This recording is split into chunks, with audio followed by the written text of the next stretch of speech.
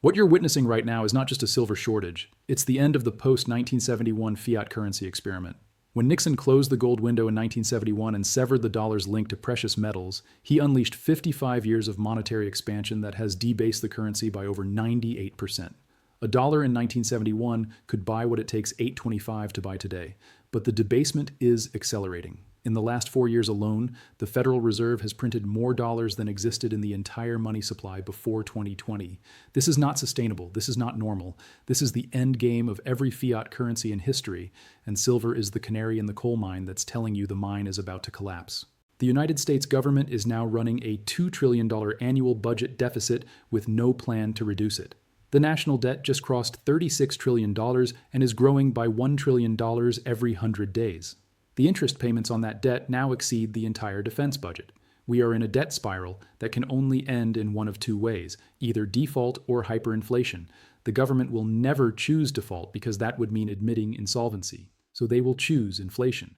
They will print whatever amount of money is necessary to service the debt, and in doing so, they will destroy the purchasing power of every dollar in existence. This is why silver is going to $200 per ounce, and this is why $200 is just the beginning. When a currency collapses, hard assets revalue to reflect the new reality. In Weimar Germany in 1923, an ounce of gold went from 100 marks to 87 trillion marks in the span of 2 years. In Zimbabwe in 2008, an ounce of gold went from 50,000 Zimbabwe dollars to 500 trillion Zimbabwe dollars in 18 months. These are not theoretical examples. This is what happens when a government loses control of its currency, and the United States is on the same trajectory. The difference between what happened in Germany and Zimbabwe and what's happening now in the United States is that the dollar is the global reserve currency. 70% of all international trade is still denominated in dollars. 60% of all central bank reserves are held in dollars. When the dollar collapses, it doesn't just affect Americans. It affects every person on earth who holds dollars or dollar-denominated assets. This is why countries are scrambling to exit the dollar system. This is why central banks bought a record 1 to 100 tons of gold last year. This is why silver demand from sovereign entities has increased by 300% in the last 24 months. They know what's coming. And here's what you need to understand about the next phase of this crisis. The paper market suppression scheme only works as long as people believe that paper silver is equivalent to physical silver. The moment that illusion breaks, the moment that holders of SLV shares or COMEX futures contracts demand physical delivery and are told that delivery is not available, the entire system vaporizes. We are approaching that moment. Yesterday's price action was a warning shot. The next move will be the break. I want to address something directly because I know there are people watching this who are skeptical, who think this sounds too extreme, who believe that the system is too big to fail and that someone will step in to fix it before it gets truly catastrophic. Let me be very clear with you. The system is designed to fail. It was always designed to fail. The people running the system, the central bankers, the treasury secretaries, the heads of the major commercial banks, they know it's going to fail. They've known for years. Their job is not to prevent the collapse. Their job is to manage the collapse in a way that preserves their power and transfers the losses to you. This is why they're pushing central bank digital currencies. This is why they're talking about banning cash. This is why they're implementing capital controls and wealth taxes and negative interest rates. They are building the infrastructure for a controlled demolition of the current monetary system and the implementation of a new system where they have total surveillance and total control over every transaction you make. Physical gold and silver are the only assets that exist outside of that control grid. You cannot freeze someone's gold. You cannot seize someone's silver with the click of a button.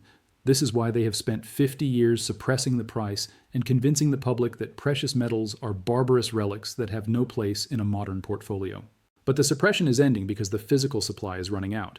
You cannot print silver. You cannot create it with a keystroke.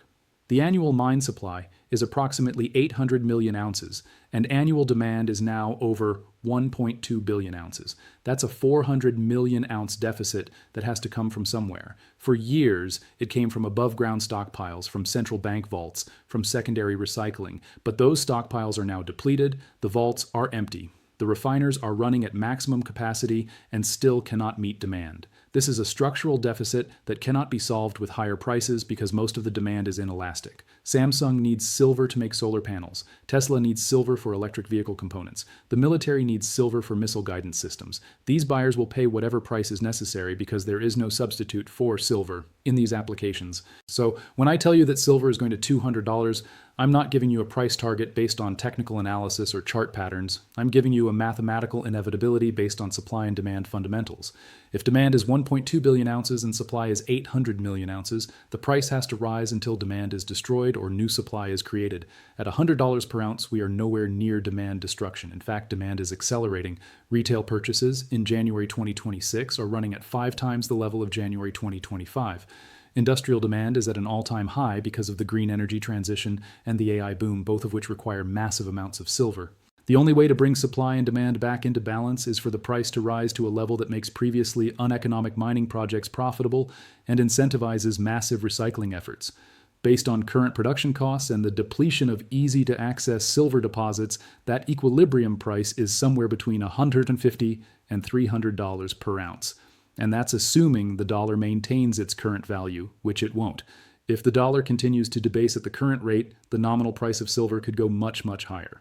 Let me give you a framework for thinking about what's coming in the next 12 months, because I want you to be prepared mentally and financially for the volatility that is about to hit this market. We are in phase 1 of a 4-phase transition. Phase 1 is the physical shortage and the breakdown of the wholesale distribution network.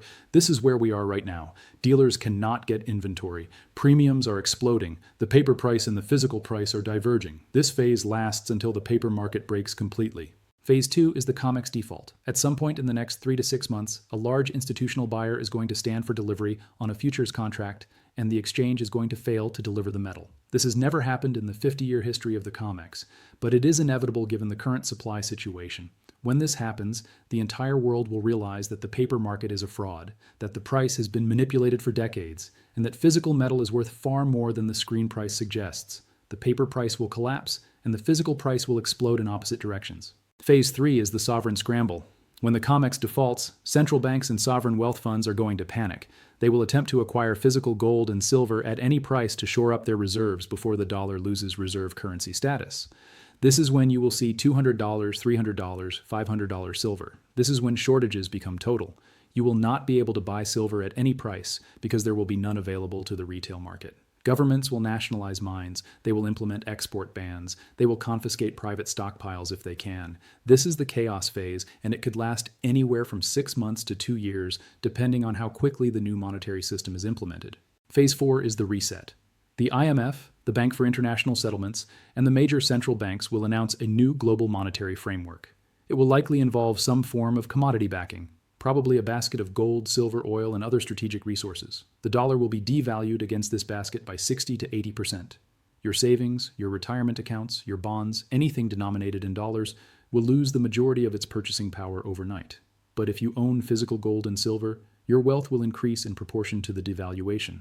This is not a prediction. This is the historical pattern that has played out in every major currency crisis for the last 500 years. Now, I need to talk about the practical implications of this for your personal situation, because understanding the macro picture is useless if you don't know how to protect yourself and your family. If you own physical silver right now, do not sell it.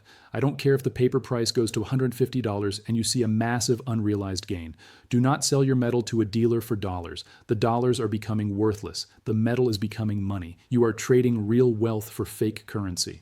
The only time you should consider selling silver is if you need to exchange it for another hard asset, real estate, productive farmland, tools, equipment, or if you need to use it to purchase essential goods and services in a barter economy. If you do not own physical silver yet and you're thinking about buying, you need to act immediately, but you need to be smart about it. Do not buy paper silver. Do not buy SLV. Do not buy futures contracts. Do not buy allocated storage programs where the metal is held by a bank. You need to own the actual metal, and it needs to be in your physical possession. The problem is that finding physical silver at a reasonable price is now almost impossible. The major online dealers are sold out. The local coin shops that are still operating are charging $130 to $150 per ounce, which is a 30 to 50% premium over the paper price. So what do?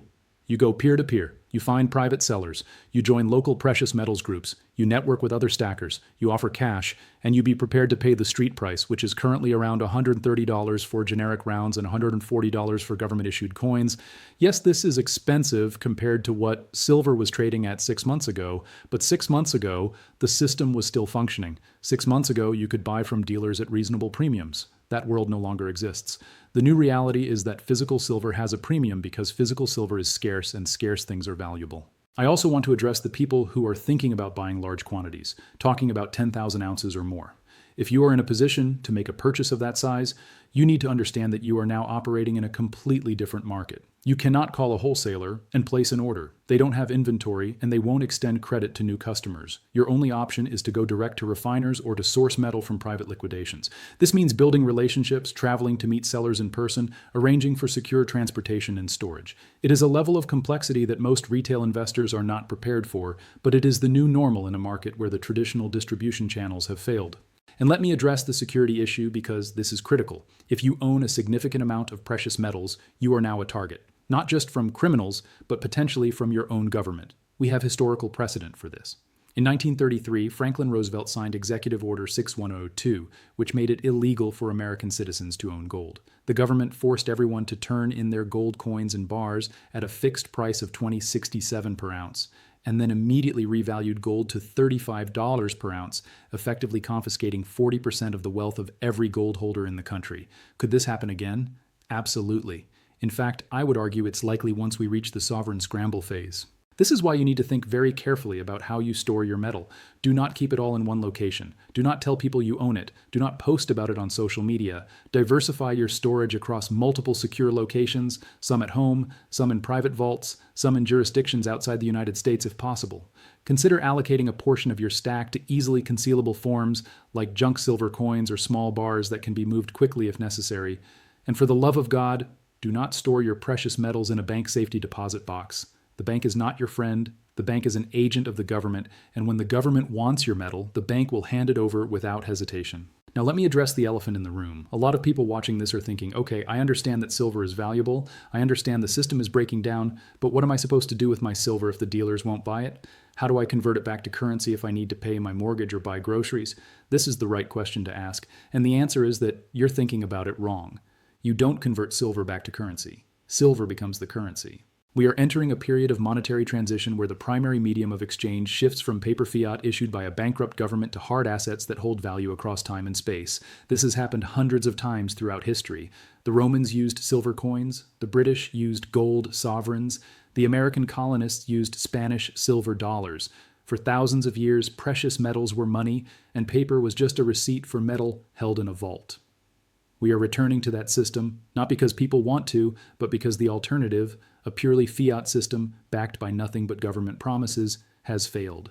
So how do you use silver as money in a practical sense? You barter. You trade directly with people who need what you have and have what you need. Let me give you an example. Let's say you need to buy food, and the grocery store is still accepting dollars, but the price of food has doubled because of inflation.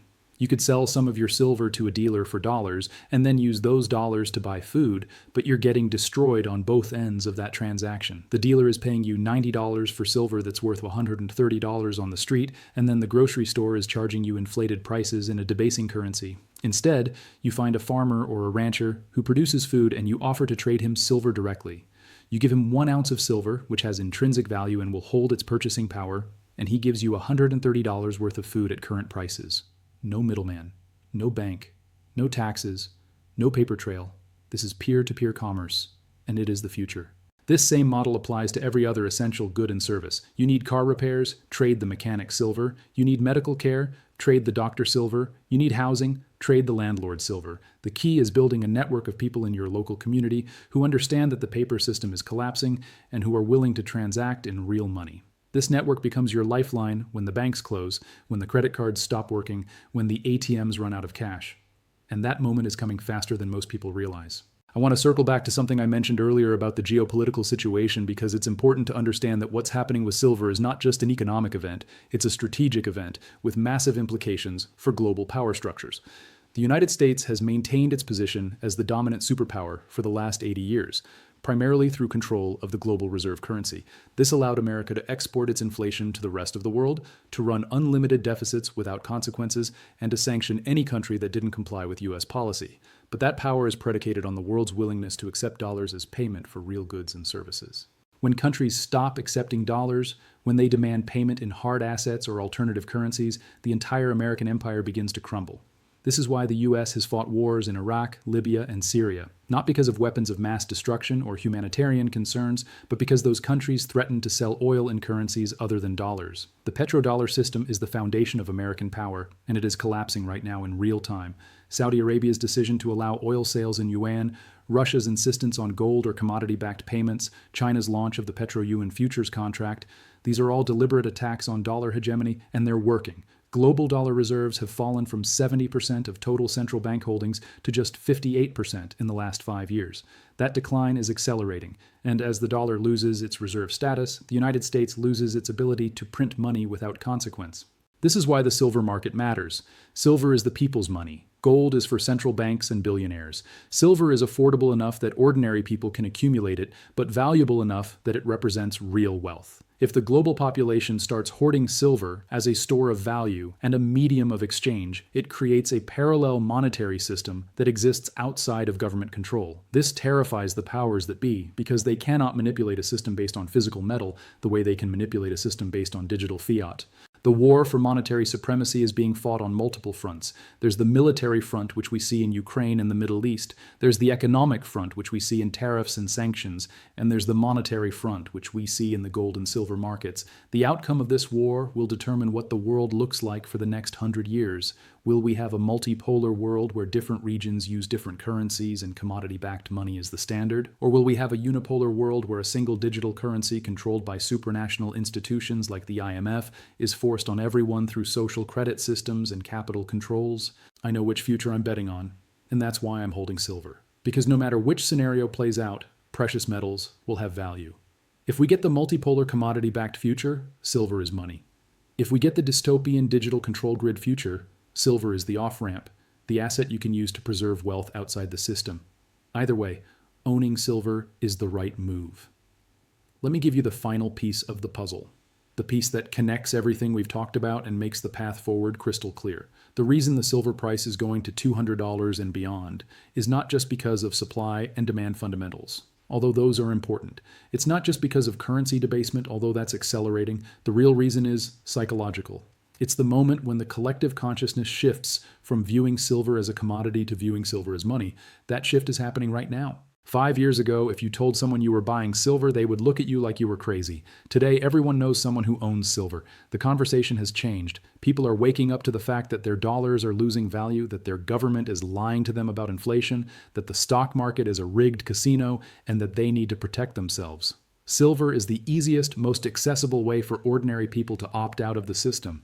When this psychological shift reaches critical mass, when 10% of the population decides they want to own silver, the available supply will be absorbed in a matter of weeks. There are 8 billion people on Earth and only 2 billion ounces of silver in above-ground investable form. That's 1/4 of an ounce per person. If just 1% of the global population tries to buy 10 ounces each, that's 800 million ounces of demand against a supply that doesn't exist.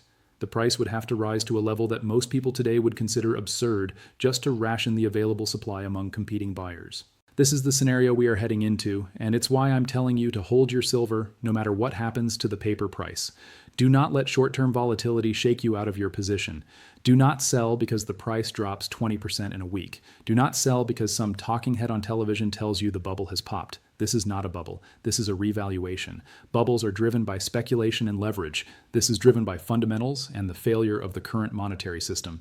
Your silver is your insurance policy against everything that can go wrong. It's insurance against inflation, against currency collapse, against bank failures, against government confiscation of digital assets. It's the one asset that has maintained its value for 5,000 years of human history through the fall of empires, through wars, through plagues, through every crisis imaginable. Silver has survived and retained its purchasing power. The same cannot be said for any fiat currency ever created. So hold your silver. Add to your stack when you can. Build your network of like-minded people who understand what's coming. Prepare for a world where the old system no longer functions and new systems have to be built from the ground up. And most importantly, share this information with people you care about because the mainstream media will not tell them the truth. The financial advisors will not tell them the truth. Their government will certainly not tell them the truth. It's up to us, the people who have done the research and understand monetary history, to sound the alarm while there's still time. The silver market just broke. The price hit $100 yesterday for the first time in history. The next stop is $200. The wholesale distribution system has collapsed. The paper market is in its death throes. The geopolitical realignment is accelerating. And through all of this chaos, one truth remains constant. Physical silver held in your possession is wealth. Everything else is just a claim on wealth, and claims can be defaulted on. The middleman is dead, the system is failing, but if you hold the metal, you hold the power. Keep stacking.